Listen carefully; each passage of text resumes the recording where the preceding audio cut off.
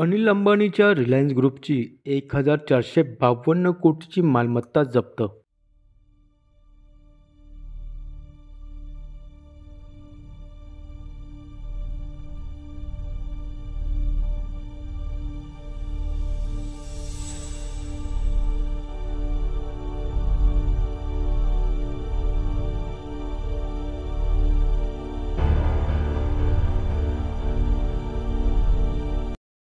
Anil अंबानीच्या Reliance ग्रुपचे 1,452 कोटीची मालमत्ता जप्त.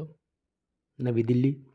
अनिल अंबानी यांच्या रिलायन्स ग्रुपशी संबंधित 1,452 कोटीहून अधिक किमतीच्या मालमत्ता ईडीने कारवाई करत गुरुवारी जप्त केल्या.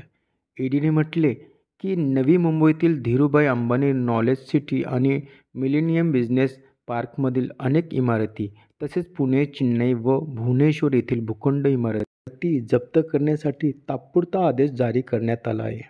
ABS news Marathi.